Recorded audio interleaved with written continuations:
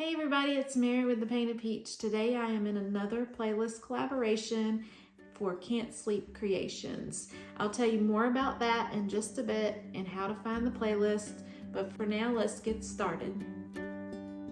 Today I'm taking this wooden witch shoe and we're gonna make it vintage. I'm taking some Waverly wax and I'm going all over the shoe and getting the edges and everything. I want to make sure I get the edges really dark, and I'm not too worried about the front because we're going to be adding another color.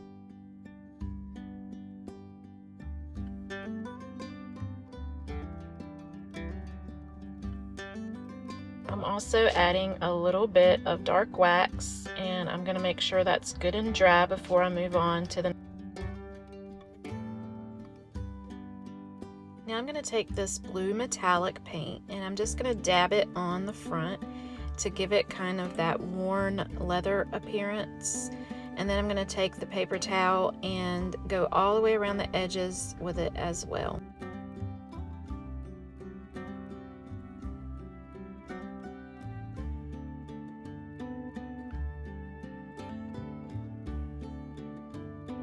Now I'm just going to take my sander, my little gator sander, and I'm going to hit the edges and the front. I'm going to scuff it up a bit and give it a little bit more of a worn appearance because we want this witch's shoe to be worn out and old, antique.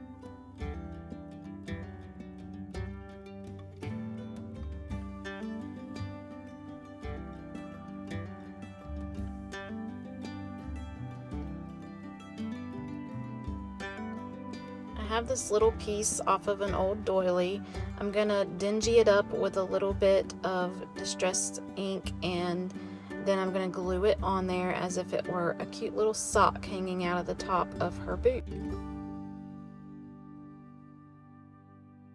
I'm going to take a bit of this jute twine. I have some pre-drilled holes that don't go all the way through, so I'm just going to add a little bit of glue into the hole and then glue it to the back. I'm going to do this for all 3 of the holes.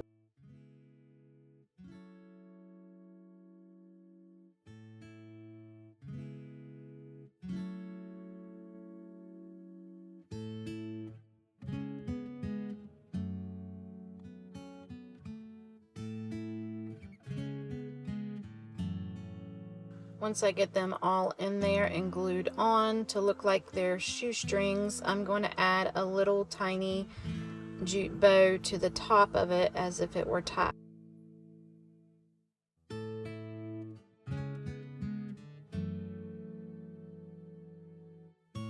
I have this old broken piece of jewelry, vintage jewelry, that I'm gluing to the top, and then I took this cinnamon stick or cinnamon broom from the Dollar General. It smells so good. I'm just cutting that up and I'm going to use that for the florals that stick out of the top of the shoe.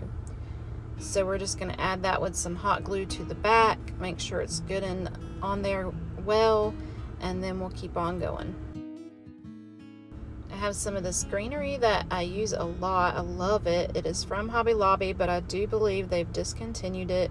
It reminds me a lot of Sweet Annie, but you don't have all that messiness, and it lasts, excuse me, it lasts a lot longer. So I'm just gluing that in as well. I'm adding a little bit of extra glue to the back because those sticks wanted to move around a bit. And then I have this vintage brooch that I'm going to add on. I think that was a sweet little touch. It has 3 little ladies on there, and I thought they could be 3 little witches.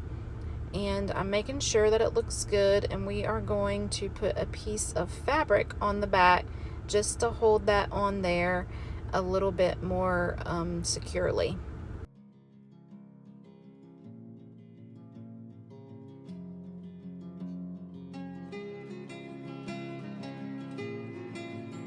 I'm adding a Jenga block to the bottom because it's very top heavy and I don't want it to fall over, so I just glued that on, and then I'm staining that with the same Waverly wax to be the same color as the back. I'm adding a little bit more of the greenery in there, and then this sweet girl is done. Here she is all finished up. I just love her so much. Today we are in Can't Sleep Creations. This is a Rustoween theme, and if you'll check out my description, it has the playlist. The hosts today are Up All Night DIY, Shabby Meets Bling, and Repurposed My Way. Alright, let's go to DIY number 2, a primitive door hanger. I created this pattern, and I'll have that in my description if you'd like to have it. There's a link so you can go over to my shop and get it. And I am going to use it today for this little primitive door hanger. I cut out a moon shape from an old round that I had, and then I cut out the crow with a piece of scrap wood. We're going to start off by using maize, chalk paint, and a little makeup sponge, and we're going to dab that all over. I do lose some footage, so I'll show you a little bit after which paint I used and all that. I used ochre, or I think it's ochre. It's like a mustardy color from Folk Art, and I went all the way around the edges. I sprayed it with a little bit of water, and then I rubbed it in so it was kind of shaded. And I was just showing you there. Now we're going to start on our crow. I'm going to start by using this Tuscan red that's really watered down. I don't know what happened to it, but I kind of use it as a stain now. And I'm going all the way around the edges of this crow. I want his edges to be maroon. And now we're just going to go over the top of it with the licorice black from Folk Art and give it some good coverage, dry it really well, and then sand it down so it's nice and rustic.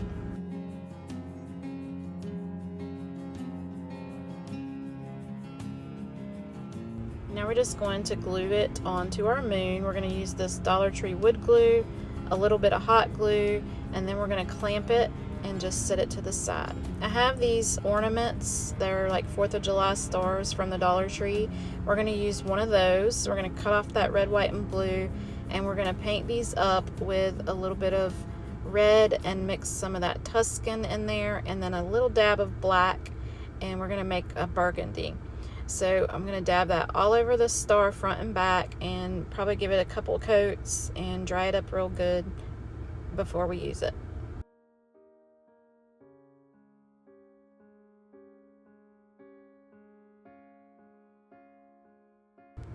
Once we get it good and dry, we're going to use some of this Distress Oxide, and we're going to put a little bit of an outline where the raised edges are in that brown color. Also painted the back really well and dried that, just in case it showed.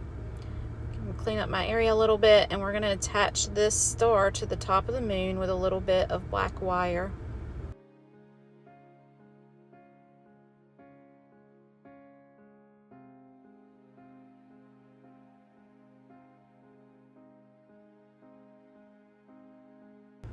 I have some of this primitive fabric that I absolutely love. I gotta get some more so I can get you guys restocked in my shop. I've had a few people reach out to me, so look out for that soon. Just go over to my shop and make sure you check it out every now and then, and I will update when I do have it restocked. I'm gonna use some of this faux Sweet Annie on our crow as well, and we're gonna just hot glue that on. I did end up stapling it afterwards because it was a little bit, flimsy, and I wanted it to stay on there. So I used my stapler and I stapled it back there as well. I pulled out this wooden heart, and I really thought it would be cute on my crow, so I'm going to paint that with that ochre color, and I'm going to stress it up a little bit, and we're going to place it right on our crow. I also have a rusty bell that I pulled out that we're going to attach up there to the neck of the crow as well.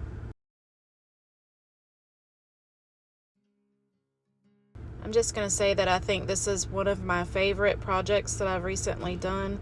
If you know me, you know this is my style. I just love primitive, and I've been doing a lot of cutesy stuff lately, so it felt good to get back to my roots and do some of this primitive stuff. We're attaching this heart with a little bit of hot glue and some of that Dollar Tree wood glue, and we are good to go. We're going to clean up, and then I'll show you guys what this looks like. Oh, we have to put our hanger on there. So I just took that jute that I cut off of that star, and I used that as my hanger. I glued it, and then I put a piece of fabric on the back to hold it on a little bit tighter, and we are good to go with that. And I'll show you the final reveal.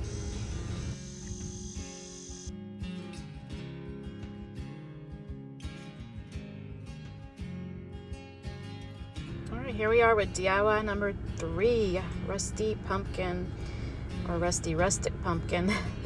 We're going to start out by using black licorice. Again, I love black licorice if you guys can't tell. And we're going to cover this whole galvanized pumpkin with that black paint.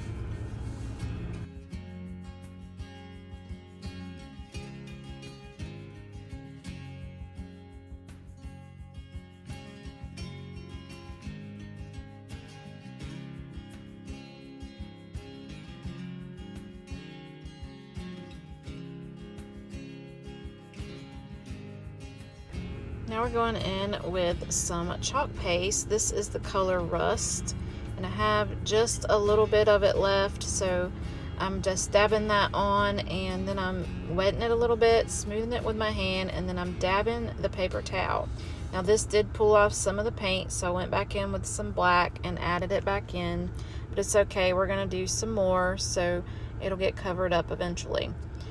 It's just a process to add and add and add until you're happy. Now I'm taking a little bit of Mod Podge and some cinnamon and mixing it together, and I just didn't want it to be uncolored. And I'm taking some instant coffee. I'm dabbing that Mod Podge in places that I want it to be gunky and rusty and, you know, dingy and grungy, whatever you want to call it. And then I'm going to take that instant coffee and sprinkle it on those areas. Once I get it all over where I want it, I'm then going to add a little bit more Mod Podge to the top of it and sprinkle cinnamon all over the pumpkin.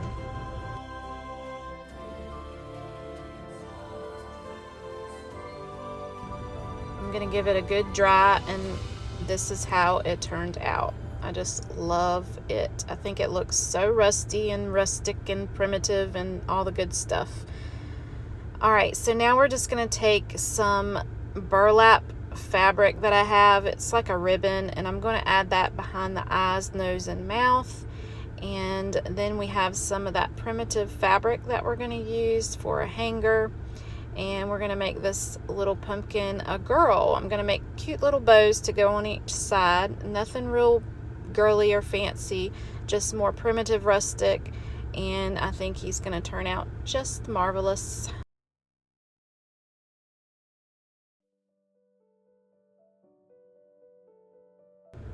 I really enjoy making faux rust. I do it a couple of different ways.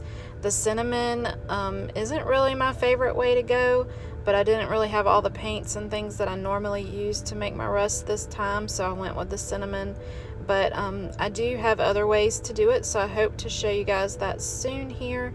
And I know there's people that are allergic to cinnamon and can't use it, so just look out for those in the future, and I will show you how to do faux rust a different way. Here is our finished jack-o'-lantern, or Jill-o'-lantern, and I hope that you enjoyed this. Again, this is Rustoween Can't Sleep Creations, and I hope you'll check out the playlist. It's in my description. And if you liked this video, please give me a thumbs up, subscribe, and hit that bell, and give me a comment and let me know you stopped by. And as always, stay peachy.